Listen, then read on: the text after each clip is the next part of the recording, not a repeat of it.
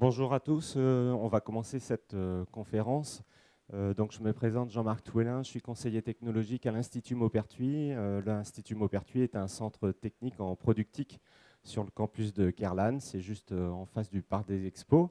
Notre mission, c'est d'accompagner les industriels à évaluer, à intégrer des nouvelles technologies pour améliorer leur performance industrielle, et notamment dans tout ce qui concerne l'automatisation et la robotisation de leurs procédés industriels.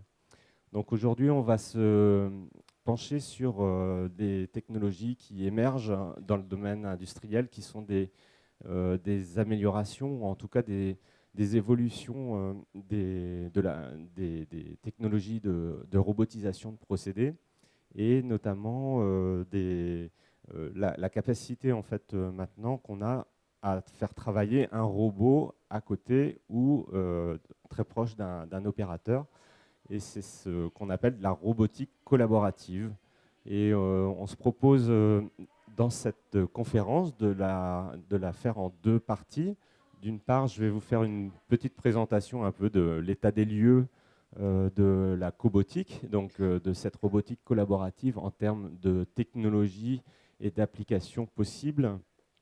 Et on va après s'intéresser plutôt sur la méthodologie à appliquer lorsqu'on a vraiment cette envie, en fait, cette ambition, ce projet d'intégrer ce type de technologie dans son entreprise, puisque avant de passer sur l'aspect, bien sûr, faisabilité technique, il va falloir avoir toute une démarche d'analyse du poste et du processus à faire évoluer en robotique collaborative. Voilà. Et c'est ce qu'on fera avec Monsieur Franck Multon, qui vous fera un exposé de la méthodologie à appliquer. Voilà.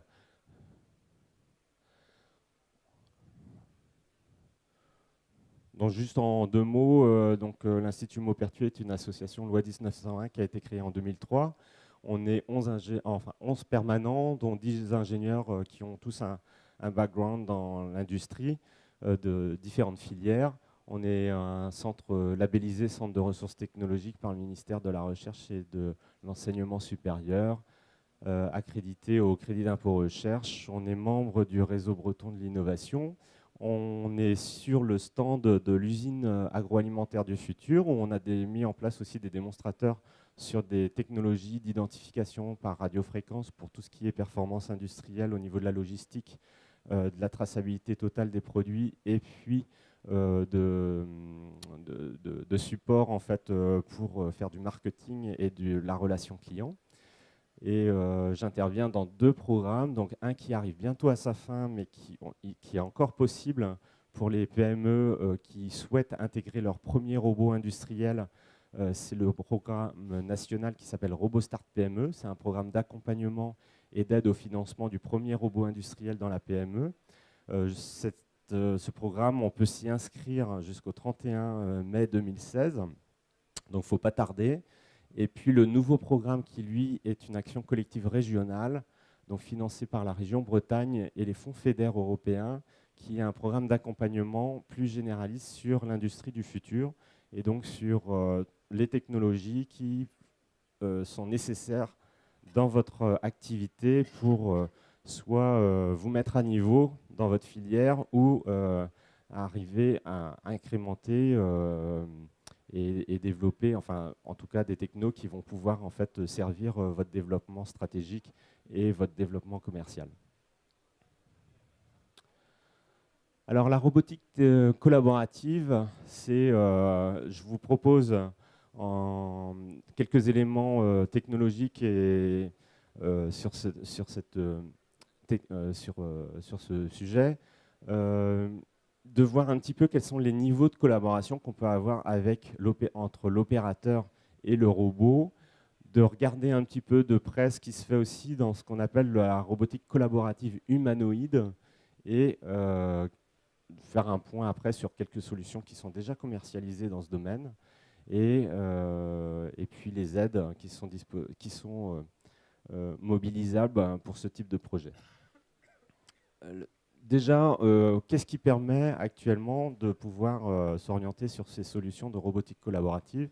C'est d'une part parce qu'il y a eu aussi des évolutions à la fois techniques et des évolutions au niveau normatif.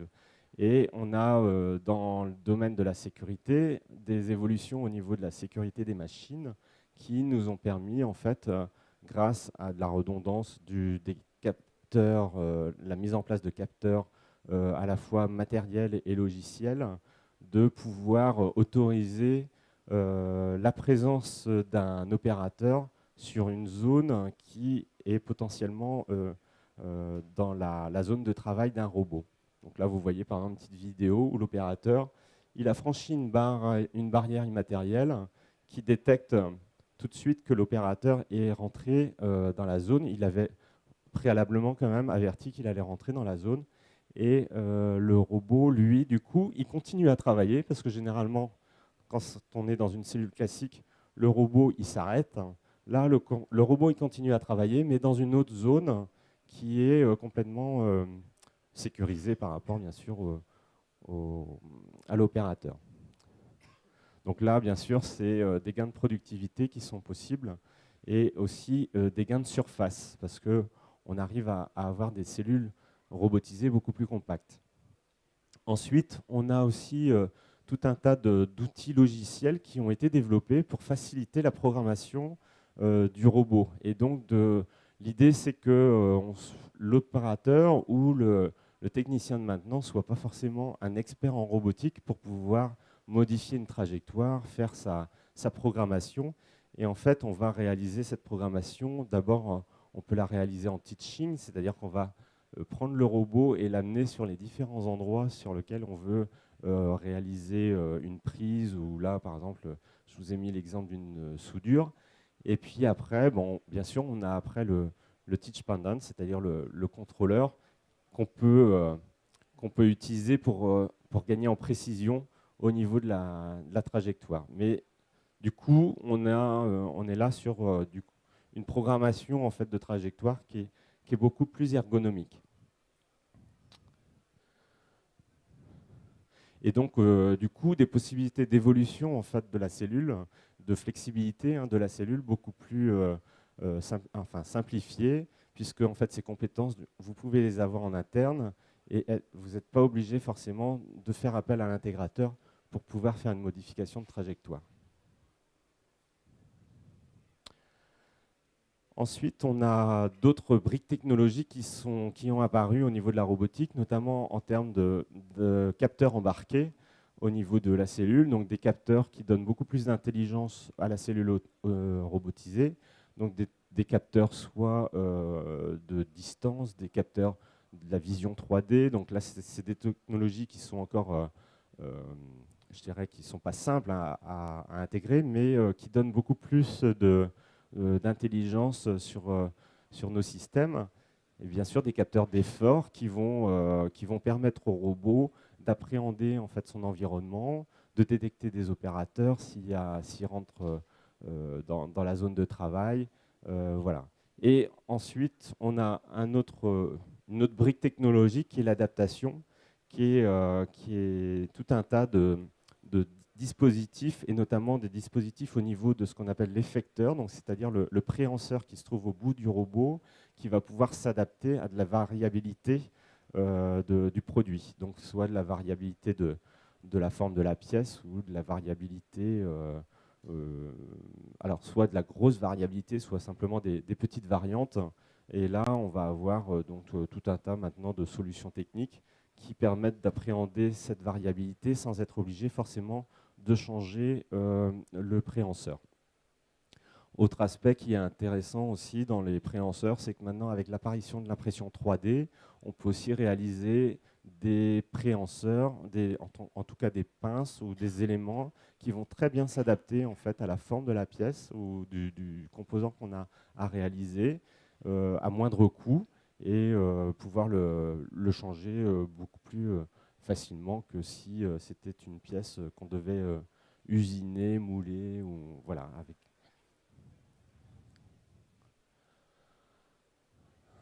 Deux autres briques technologiques qui sont lié à la robotique collaborative, c'est aussi la mobilité. Alors, on a deux types de mobilité sur la robotique collaborative. On a soit la mobilité, la plateforme, qui est complètement mobile, et donc le système qui va pouvoir déplacer un objet ou un produit d'une ligne A à une ligne B, mais aussi on peut avoir je dirais l'outil métier, c'est-à-dire que la fonctionnalité qui est embarquée sur la plateforme mobile va pouvoir se déplacer dans l'atelier ou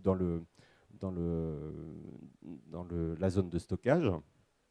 Et on a aussi donc l'apparition de nouvelles cinétiques et nouvelles structures robotiques qui sont un peu plus légères ou beaucoup plus légères que celles qu'on a traditionnellement en image. Lorsqu'on parle de robots industriels, on a souvent l'image du robot sur les lignes automobiles, donc des gros robots très puissants, mais on a aussi maintenant tout un panel de petits robots qui sont dédiés à des tâches sur plan de travail et qui peuvent être utilisés en collaboration avec l'opérateur.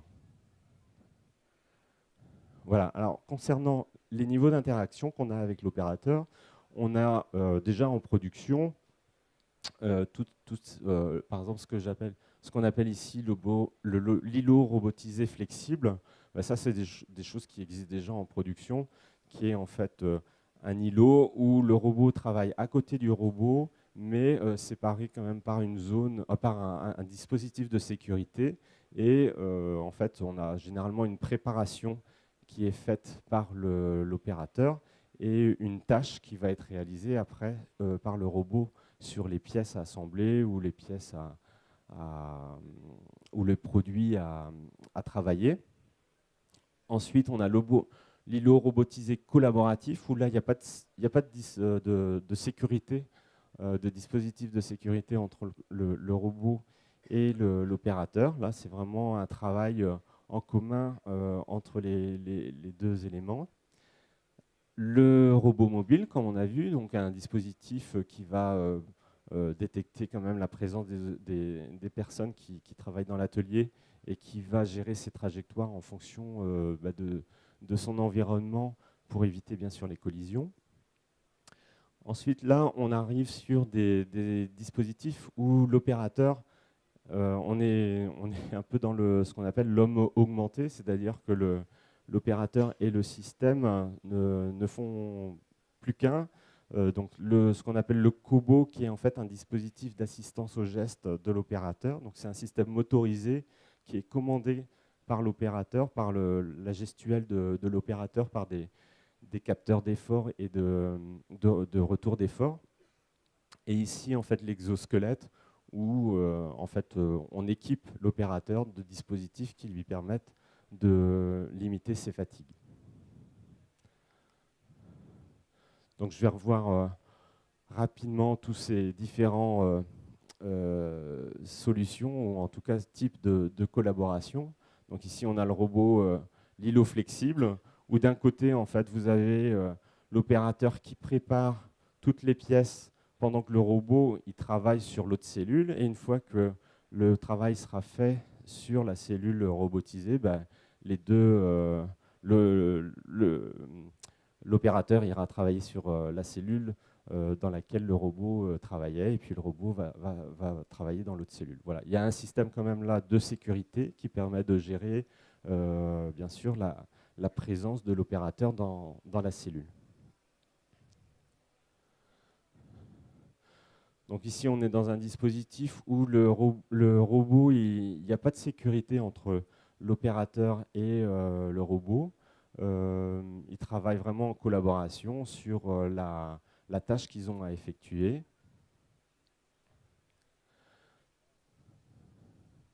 Alors là, par contre, généralement, ce que je mets, c'est que le robot n'a pas d'autonomie de production. Hein. C'est-à-dire que c'est vraiment, on a besoin de l'opérateur aussi pour amener les pièces, les enlever, évacuer le poste, etc.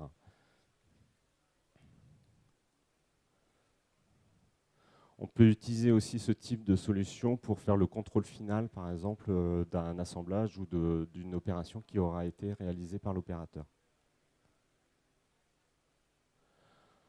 Le robot mobile, donc là, on en a parlé. On a ces deux versions où soit on a la plateforme qui est complètement automatisée pour aller automatiquement d'une zone A à une zone B, ou cette plateforme peut être manuelle, c'est-à-dire qu'en fait, on fixe cette plateforme sur la fin de ligne A pour faire du packaging ou du remplissage en fait, de carton sur une ligne, et puis après, on déplace cette plateforme sur une autre ligne de fabrication où on a un autre type de peut-être de packaging à réaliser.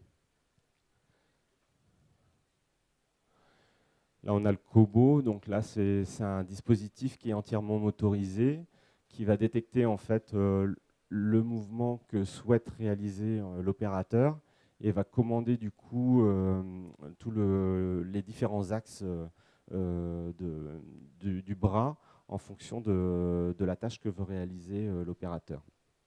Alors, en fait, on a cet équipement peut à la fois donc, être utilisé pour compenser les poids, donc éviter la fatigue de l'opérateur, éviter la fatigue aussi en termes d'amortissement en fait, des vibrations, etc., que peut provoquer la machine ou l'outil.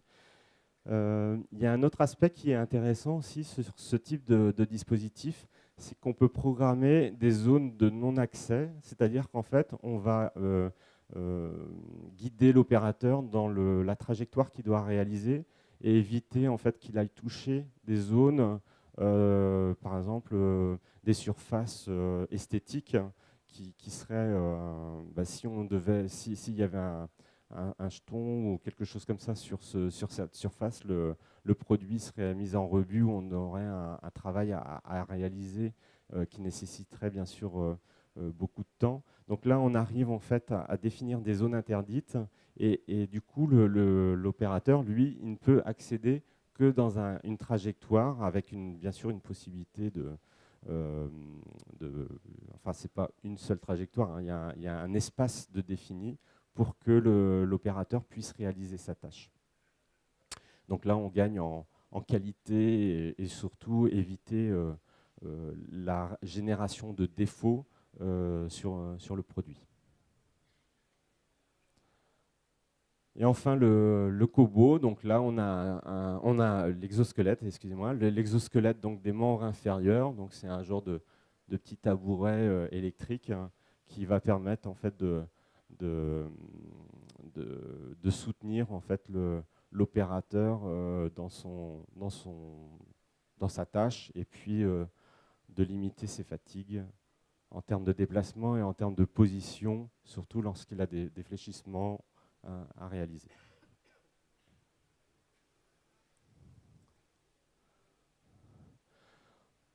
Au niveau de la robotique collaborative, donc là, c'est peut-être des choses que vous avez déjà vues sur des informations, etc. Donc, c'est des robots humanoïdes, donc là, qui sont réalisés pour vraiment réaliser des tâches d'assemblage, de contrôle qualité. Donc, c'est une plateforme en fait sur laquelle on a tout un tas d'outils, à la fois de la vision, des capteurs de force, des préhenseurs. Tout ça, c'est intégré en fait sur un robot qui va pouvoir donc réaliser des tâches répétitives. Donc, il va falloir aussi un dispositif quand même pour alimenter ce robot et pour éliminer le produit du poste de travail. Voilà, donc il est plutôt autonome et il peut travailler à côté d'un opérateur. Là, je vous ai mis une liste en fait de solutions qui existent déjà dans le domaine de la robotique collaborative. Donc, vous pouvez déjà en voir quelques-uns sur le salon. Donc, c'est des dispositifs. Alors, généralement, sur ces dispositifs, c'est des structures assez légères sur de la charge inférieure à 10 kg, donc effecteur compris. Hein.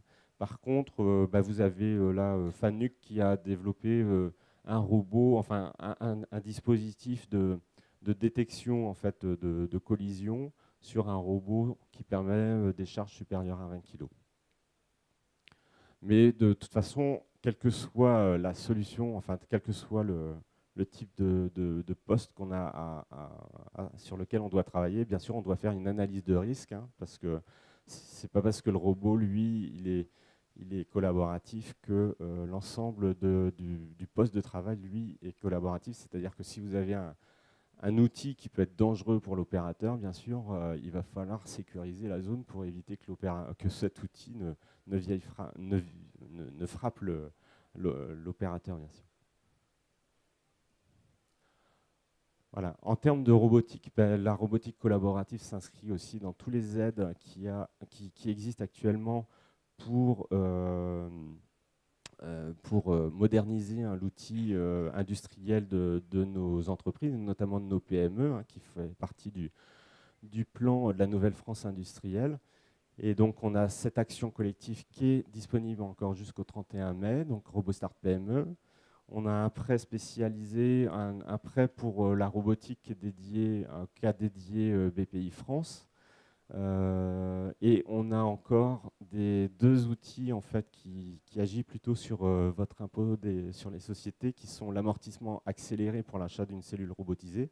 Et ça, c'est valable jusqu'au fin de cette année. Et on a eu une prolongation aussi sur les déductions exceptionnelles pour l'achat d'une cellule robotisée. Et là, c'est valable jusqu'au 14 pour l'achat d'une cellule avant le 14 avril prochain. Voilà.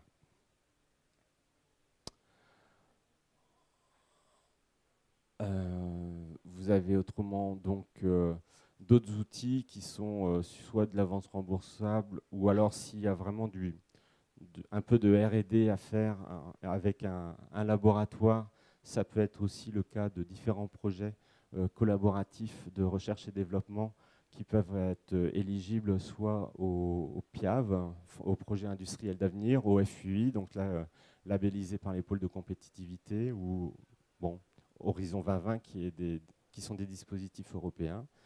Et puis autrement, cette action aussi qui va démarrer fin mars, d'Industrie du futur Bretagne, pour accompagner en fait les PME bretonnes dans leur modernisation de leurs outils industriels et de leur organisation.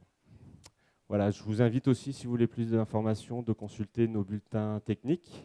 Il y en a quelques-uns sur notre site ici, au CEFIA, sur l'usine agroalimentaire du futur, où vous pouvez les télécharger aussi gratuitement sur notre site internet.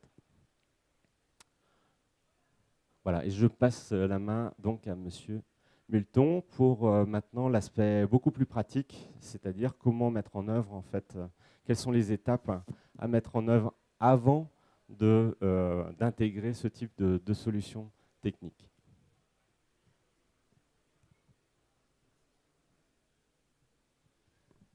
Bon, il faut juste que l'image arrive, voilà. Bien, bonjour, donc je m'appelle Franck Multon, merci pour l'introduction Jean-Marc. Donc moi je suis professeur à l'université Rennes 2, je m'intéresse aux facteurs humains en fait, et en particulier l'activité de quelqu'un sur un poste de travail, essayer de comprendre comment on peut l'aider, comment on peut optimiser sa performance tout en maîtrisant aussi les risques de TMS. Et donc une des questions qu'on se pose avec l'arrivée de ces technologies-là, c'est comment en fait ces technologies-là peuvent assister effectivement la production et assister aussi l'opérateur de production sans pour autant générer de nouveaux problèmes. Donc ça c'est une des questions qu'on se pose et qui nous oblige en fait à mettre en place une démarche un peu globale, un peu systématique, pour essayer de comprendre comment l'opérateur va se situer là-dedans et bien regarder les facteurs humains. Alors, très rapidement, je ne vais pas vous embêter avec ça très longtemps. Donc, moi, je suis responsable d'une équipe en fait, pluridisciplinaire qui couple des informaticiens, des roboticiens et des biomécaniciens. Et on s'intéresse globalement à modéliser, simuler l'activité physique humaine, que ce soit dans le domaine sport, rééducation, mais aussi dans le domaine de la production, avec des formations en licence et en master, qui forment des étudiants justement sur de l'analyse de poste, analyse de situation, qui peuvent être intéressants. Je n'insiste pas trop sur qui je suis. Donc, en général, quand on commence ce type d'exposé, on essaie de replacer les aspects financiers et humains. Donc, je vais jouer le même jeu que mes collègues jouent d'habitude. Donc, en général, quand on inclut un cobo ou un robot collaboratif dans la production, on cherche à améliorer la performance, mais on cherche très souvent aussi, il y a beaucoup de projets qui cherchent à soulager l'opérateur et diminuer en fait un certain nombre de risques de TMS qui peuvent arriver. parce que l'opérateur a des charges importantes et on va le soulager, l'assister dans le port de charge, dans le déplacement de charge. Donc déjà bien comprendre qu'effectivement ces troubles musculo-squelettiques sont en augmentation depuis pas mal de temps, donc, plus 60% depuis 2003, vont occasionner un certain nombre de gènes et vont occasionner des maladies professionnelles. Donc vous avez ici une répartition, hein, la prévalence de ces différentes maladies au niveau de différentes articulations. En général, c'est principalement le membre supérieur et le dos. Les membres supérieurs et le dos. Donc, quelques chiffres pour qu'on ait un petit peu ça en tête avant de continuer sur la place du Kobo là-dedans. C'est que si on regarde, 13% globalement des salariés présentent un TMS du membre supérieur, dans quel que soit le domaine. Il se trouve que dans l'agroalimentaire, c'est un petit peu plus. Et 25% des salariés de plus de 50 ans présentent un TMS. Donc, ça fait un salarié sur 4, avec une progression, comme vous voyez sur la courbe, qui est quand même assez constante, malgré tous les efforts qu'on peut mettre derrière, documents uniques, etc. Donc les TMS représentent à eux seuls 91% des maladies professionnelles. Donc c'est quelque chose qui est à prendre en considération. Et évidemment, c'est un coût. Donc c'est un coût pour la société, mais ça a aussi un coût pour l'entreprise, puisque vous savez que ces coûts-là sont directement répercutés sur le malus de la cotisation de l'assurance sur les risques professionnels, avec des coûts moyens que je vais indiquer ici, qui sont les coûts directs, avec le nombre d'arrêts, le nombre de jours d'arrêt, etc. Et donc, il faut rajouter à ça aussi des coûts indirects, qui sont la formation, qui sont aussi l'image de l'entreprise, reformer les gens, faire du turnover, etc. Donc c'est quelque chose qu'il faut prendre en compte. Et dans ces conditions-là, on peut se poser la question, est-ce que la robotique collaborative peut réduire les risques de TMS et donc potentiellement ses coûts, tout en augmentant la performance. Hein, il est évidemment, j'imagine tous dans la salle à peu près, vous êtes tous d'accord pour dire que baisser la performance, ce n'est pas une option. Donc on est plutôt là pour essayer d'améliorer le rapport entre performance et risque pour l'opérateur, pour que tout le monde soit sur un schéma gagnant-gagnant. En fait. Donc c'est un peu l'objectif ultime qu'on cherche à obtenir. Est-ce que le robot peut effectivement apporter des éléments dans cette direction-là pour baisser les coûts? Donc, l'approche qui se fait, c'est vraiment une approche d'amélioration continue, dans laquelle on va avoir d'abord une mobilisation des acteurs à tous les niveaux de la hiérarchie, puisque ça va toucher à la fois l'opérateur, mais aussi le CHSCT pour les questions de risque, d'hygiène et de sécurité, la médecine du travail, les préventeurs, toutes les ressources que vous avez à votre disposition au niveau de l'encadrement. Donc il faut que toutes les personnes soient mobilisées en fait, dans le projet pour pouvoir bien comprendre le travail et comprendre comment on pourrait l'améliorer. Et améliorer, je pense, encore une fois, avec les deux parties, les deux hémisphères de mon cerveau, la performance et le bien-être. Donc comment on peut comprendre le travail pour mieux l'améliorer après. Et donc pour le comprendre, eh bien, on a des données subjectives, les retours des opérateurs par exemple, des statistiques aussi sur le nombre d'arrêts maladie, sur le nombre d'accidents du travail. On a des données objectives aussi qui vont être un certain nombre d'informations comme les temps de cycle, comme le plan d'aménagement de la zone, et puis des paramètres, on va dire, plus humains, biomécaniques, physiologiques et psychologiques. Globalement, j'essaie de vous les représenter très schématiquement de cette manière-là, avec donc des aspects subjectifs où on va questionner via la médecine du travail pour s'assurer qu'il y a un mal-être ou pas. Ça, c'est ce qui se fait classiquement, qu'on va croiser. Ce qui est important, c'est de croiser ces informations, qu'on va croiser avec des données objectives, donc les statistiques provenant de la DRH, les plans, les implantations, l'environnement physique, en termes de température, pression, etc. En particulier, dans le domaine agroalimentaire, on a travaillé avec des abattoirs où là, il y a des conditions très dures. Au niveau des températures, c'est assez compliqué. Et on va associer à ça, si c'est nécessaire, des informations. Alors, moi, je suis plutôt spécialiste de biomécanique et de physiologie, mais je n'oublie pas la psycho. Des informations plus liées aux postures qui sont mises en jeu, à la fatigue éventuellement de l'opérateur, aux efforts externes, internes. Donc externe, c'est ce qu'on produit à l'extérieur, mais interne, c'est comment en interne je mobilise mes muscles pour effectuer ce geste. Et donc, on va utiliser beaucoup les mannequins numériques pour faire ça. Et là où on va retrouver le robot, c'est qu'on va essayer de travailler sur ces variables-là pour, en conservant le niveau de performance, baisser en fait la fatigue, les efforts internes, sans modifier les efforts externes. On a aussi des analyses au niveau physiologique. Et donc, un robot collaboratif, est-ce que c'est utile dans ce cadre-là? Et donc ça, c'est la question qu'on essaie de résoudre en mettant en place cette démarche d'amélioration continue, hein, l'approche globale. Et il faut vraiment le considérer dans une approche globale. Alors je me répète un tout petit peu, c'est que si vous regardez uniquement le poste de travail à un instant T sur une toute petite zone du poste de travail, vous allez dire, bon, bah là, il est évident qu'il y a un effort important de l'opérateur, et peut-être qu'un robot pourrait assister l'effort important et lui permettre de faire ça plus vite, mieux, sans se blesser, etc. Mais il faut ne pas isoler le travail et imaginer peut-être d'autres solutions, parce que peut-être que le poste serait complètement à revoir et que le robot pourrait trouver, en collaboration avec l'humain, une plus grande efficacité en considérant le poste complètement différemment et en reconsidérant le travail complètement différemment, et pas que cet instant de manutention, par exemple.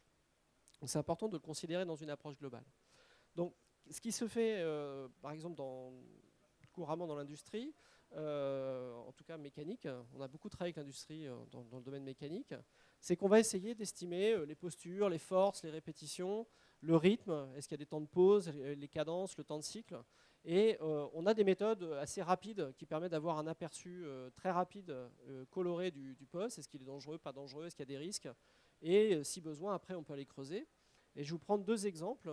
Le premier qu'on a fait avec Cooper Standard, dans lequel, en fait, la question qui se posait ici, c'était on a une machine qui impose la cadence, mais pendant que la machine travaille, l'opérateur ne travaille pas. C'est exactement l'exemple du robot de tout à l'heure, où on va optimiser le travail pour que les deux travaillent en même temps. Donc là, c'est exactement le problème. Si on mettait deux machines en parallèle, pendant qu'une machine travaille, l'opérateur peut alimenter la deuxième machine, etc. Et on voulait savoir si, objectivement, par rapport au gain de productivité qui n'était pas x2, objectivement, est-ce qu'on multipliait de manière importante les risques de blessures et les risques d'arrêt. Donc on essaye d'objectiver ces variables-là pour pouvoir savoir comment optimiser au mieux l'utilisation de ces machines afin qu'on augmente la performance tout en diminuant les risques pour l'opérateur. Deuxième chose qu'on a faite par exemple avec Euroshelter, c'est essayer de voir des dispositifs passifs, donc là on n'est pas sur du robot, mais des dispositifs passifs, dans des gestes d'encollage de plaques d'aluminium de 3 mètres par 6, dans lequel on va avoir un opérateur qui va faire rouler une sorte de balai avec un support de colle et un rouleau qui vient encoller en fait le support. Et ça, c'est fait un certain nombre de fois. Il y a le geste très répétitif avec une charge. L'opérateur est obligé d'appuyer sur cet outil-là pour faire que la colle tombe bien. Et on se rend compte que ça développe énormément de problèmes de TMS. Dans l'équipe, ils étaient 3 et sur les 3, ils avaient tous déclaré quelque chose. Et donc, on a essayé de comprendre comment on pouvait assister ces opérateurs-là pour diminuer les contraintes qu'ils subissaient en faisant ce type de geste. Et c'est de manière assez simple, en rajoutant une charge, par exemple, sur l'outil, en contrôlant l'amplitude des mouvements, en les bornant, et en modifiant un certain nombre de dispositions du poste de travail. On arrive à diminuer de manière assez conséquente les dispositifs, les contraintes. Et en fait, l'idée, c'est qu'avec le robot collaboratif, c'est de faire le même genre d'approche, mais cette fois-ci, on n'est plus sur du dispositif passif, on est sur un dispositif qui est actif. Donc il peut effectivement générer des forces, ce qui n'est pas le cas d'un dispositif passif. Donc on souhaite savoir aussi, évidemment, quand on va voir ce robot, est-ce que ces contraintes mécaniques du robot, est-ce que les contraintes mécaniques que l'opérateur subit sont compatibles avec aussi ce qu'est capable de faire le robot? Un exemple très clair, j'avais un exposé il y a quelques mois où une entreprise avait mis un cobot qui permettait de manipuler des palettes. Pour un opérateur, il pouvait manipuler plusieurs palettes, plusieurs centaines de kilos en même temps. C'est très impressionnant vu de l'extérieur. Et on se dit, ben, chouette, il va générer une force qui est très très faible par rapport à la force nécessaire pour soulever toutes ces palettes. Donc ça va dans le bon sens, etc. Malgré tout, le problème, c'est que le robot a sa propre dynamique. Il a sa propre vitesse de mouvement. Et il n'est pas capable d'aller à la vitesse naturelle du mouvement de l'opérateur. Et donc l'opérateur se retrouve à forcer sur le robot pour aller à la vitesse à laquelle lui il souhaite. Et donc là, on se retrouvait dans quelque chose de assez paradoxal, c'est que le robot générait des troubles musculo-squelettiques. Et parce qu'il n'allait pas à la cadence de l'opérateur, il n'était pas conçu pour travailler avec lui en collaboratif. Donc c'est très important de penser à l'arrivage, de penser au robot, mais en couplage avec les facteurs humains, avec l'humain, avec l'homme, pour être sûr que la collaboration soit mutuellement efficace. Donc, quand on veut aller un petit peu plus loin, c'est un travail qu'on a fait en thèse avec la société Forestia, donc une thèse CIFRE, et qui permet en fait de donner une valeur ajoutée à l'analyse ergonomique pour assister l'ergonome et aussi pour concevoir de nouveaux prototypes de chaînes de montage. Donc l'outil consiste en fait à positionner une Kinect. Microsoft Kinect, vous savez, c'est pour les jeux vidéo à la base. Voilà, maintenant on le détourne pour faire des choses un peu plus sérieuses. Et donc cette Kinect, on va la positionner sur le poste de travail. On a développé toute une technologie autour pour corriger les artefacts d'une Kinect, parce que c'est malgré tout issu pour le jeu à la base, donc il y a des petits défauts qu'il faut corriger. Et à partir de là, on a, comme vous le voyez ici, une visualisation de l'opérateur en 3D, et on peut prototyper des chaînes de montage en disant, par exemple, une sorte d'atelier carton, si je modifie ma chaîne de montage de cette manière-là, mon poste de cette manière-là, je peux simuler le cobo ou le robot collaboratif avec un autre opérateur qui vient simuler ce que le robot aurait fait à ce moment-là, et on peut essayer de vérifier qu'on va bien dans le bon sens et que la collaboration est bien profitable. Donc ça, c'est des choses qu'on peut faire avec des outils, comme vous voyez, une Kinect, c'est pas très cher, hein, c'est 150 €. Donc c'est le genre d'outils qu'on peut mettre en place en prototypage en amont des chaînes de montage pour soutenir le travail. Alors, si on a un petit peu de temps après, je vous montrerai une vidéo. Donc ensuite, si on veut vraiment aller très loin, dans certains cas, ça ne suffit pas simplement de regarder ces contraintes-là d'un point de vue externe. Il faut des fois aller en interne, savoir ce qui se passe au niveau des muscles, puisqu'à la fin, quand même, les troubles musculo-squelettiques touchent les tendons, les muscles, les cartilages. Donc il faut des fois aller jusque-là. Quand on va jusque-là, ça devient beaucoup plus lourd à mettre en place. Mais je voulais quand même vous le mentionner, avec un exemple ici qui est dans le milieu agroalimentaire, puisque c'est de la découpe, hein, de la découpe de viande. Donc, où, par exemple, on veut pouvoir comparer différentes orientations de découpe. Est-ce que pour l'opérateur, en termes de performance et de bien-être, il vaut mieux découper comme ça, comme ça? Est-ce qu'il y a un sens de découpe qui est meilleur? Est-ce qu'il y a une façon de présenter la viande ou le produit qui est meilleur? Et donc, pour faire ça, eh bien, on a des outils qui nous permettent effectivement de comparer différentes solutions. Donc, influence de la direction de découpe, comme je disais tout à l'heure. Mais on peut imaginer plein d'autres possibilités qui permettent de voir comment améliorer la collaboration, en particulier entre un robot et un humain, en testant différentes solutions. Donc, si on revient au robot collaboratif, en fait, les hypothèses souvent qu'on fait, c'est qu'on souhaite amplifier la force de l'opérateur, mais pas pour amplifier la force globalement, c'est pour l'assister. Hein, l'erreur classique, c'est de dire on va augmenter la force de l'opérateur pour lui faire soulever des dizaines de kilos et des centaines de kilos. Le problème quand on fait ça, c'est qu'on se retrouve avec des robots extrêmement lourds et compliqués, parce qu'ils doivent soulever, comme Jean-Marc l'a dit, plus que 20 kilos, donc vous tombez dans la gamme des robots un petit peu complexes. Et en plus de ça, ils ont leur dynamique, et vous vous retrouvez à forcer contre ce robot qui devient plus du tout collaboratif pour le coup. Donc le but, c'est vraiment d'amplifier la force. Oui, de faire que si je dois pousser 20 kg, je n'en pousse que 5 et le robot pousse les 15 qui me manquent. Mais le but, ce n'est pas de pousser 200 kg. Ça, c'est une leçon qu'on tire au fur et à mesure des expérimentations. Donc on souhaite soulager l'opérateur et le collaborer sur des tâches pénibles avec différents dispositifs que vous voyez ici. Mais bon, Jean-Marc en a largement parlé, donc je ne vais pas insister sur ces dispositifs qui permettent donc de collaborer. Alors, je vais rebondir un tout petit peu quand même sur ce type de robots-là, les robots, donc les cobots, hein, qui viennent en fait rajouter de la force à ce qu'effectue l'opérateur. Et on a, voilà. Donc on a, alors oui, ici quand même quelques points ici. Il ne faut pas oublier non plus, en dehors des risques musculo-squelettiques, vous avez aussi les risques d'acceptabilité. Hein, donc il faut accepter de travailler avec un robot. C'est pas évident. C'est pas évident du tout, puisque vous allez vous retrouver avec quelque chose qui vous paraît complètement imprévisible. C'est un grille-pain, hein, donc c'est complètement imprévisible. Donc il faut apprendre à travailler avec. Il faut faire attention à ce que le cobo puisse peut-être vous permettre d'augmenter les cadences, mais si vous augmentez les cadences, vous allez peut-être avoir gagné d'un côté et reperdu de l'autre. Donc il faut faire un petit peu attention à ça. Et aussi, mais ça Jean-Marc l'a dit, penser à la sécurité. Et donc on est sur le domaine de la recherche, donc là on anticipe un petit peu pour dans 5 ans, on va dire. Des collègues à Paris qui ont développé un outil avec des humains virtuels, donc des mannequins virtuels, qui permettent, étant donné une tâche, de concevoir le cobo le plus idéal. Donc vous voyez, pour cette même tâche qui était une tâche de perçage, pour cette tâche de perçage, on a différents types de robots possibles, avec des longueurs, avec des différents types d'axes, avec différents poids, et avec différents types de moteurs. Et on rentre ça dans la machine, et le système optimise et pour trouver le robot qui sera le meilleur compagnon, le meilleur collaborateur vis-à-vis de l'opérateur pour cette tâche-là. Donc ça, c'est des choses, c'est pas sur étagère, mais vous pouvez vous attendre à voir ça dans assez peu de temps maintenant.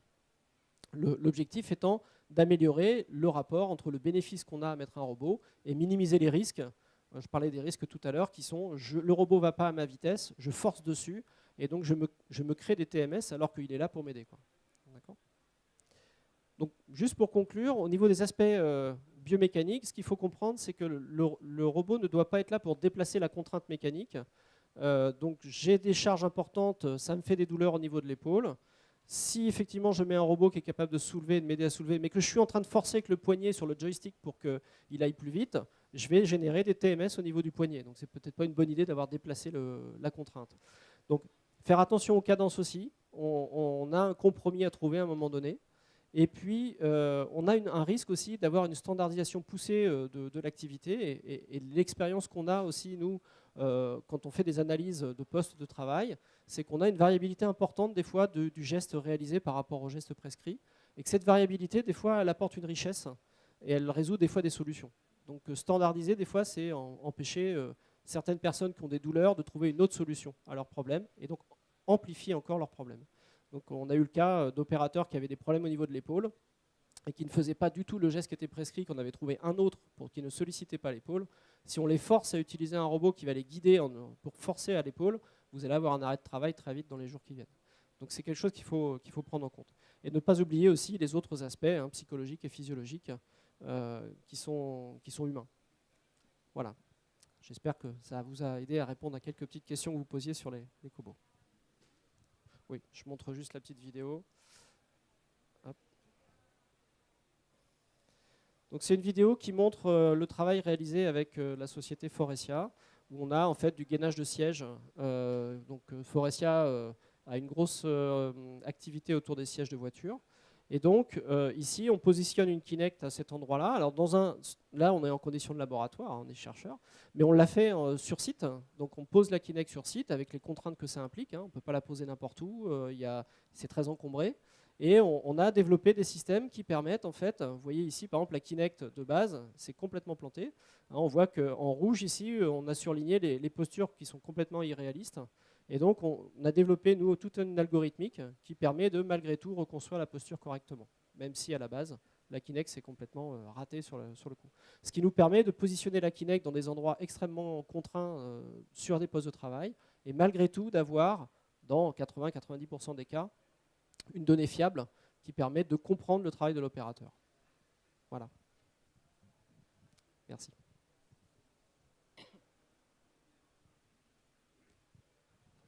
On a un peu de temps pour quelques questions, si vous en aviez.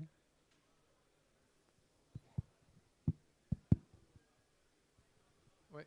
Vous avez dit que les TMS sont en augmentation assez constante.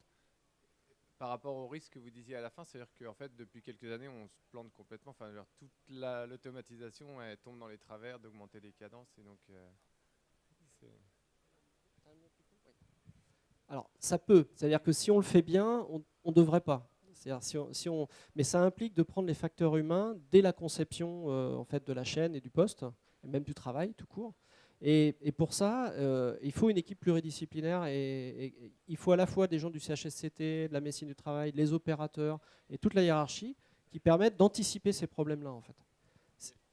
il n'y a pas d'autre explication, c'est ça qui fait qu'il y a des augmentations. Ah non, il y a une augmentation aussi naturelle, on va dire, du nombre de TMS. Et là, je n'ai pas l'explication, je ne suis pas d'épidémiologie, mais on constate une augmentation. Alors, il y a aussi le fait que c'est de plus en plus connu et qu'on les piste plus qu'on ne les pistait avant. Ça, c'est vrai aussi. Mais on constate, je ne sais pas pourquoi, qu'il y a une augmentation courante. Alors, avec l'apparition du Lean, etc., ça n'a pas aidé pendant un certain temps avec un Lean qui n'était pas fait peut-être avec les facteurs humains. Et aujourd'hui, on constate effectivement cette augmentation. Et j'espère pour une des dernières années. Voilà.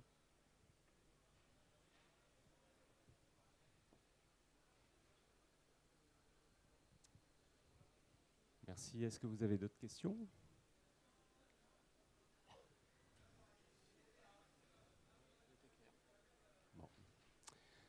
N'hésitez pas autrement à nous rejoindre sur le stand de l'usine du futur, là, qui se trouve Hall 10A, en allée G4.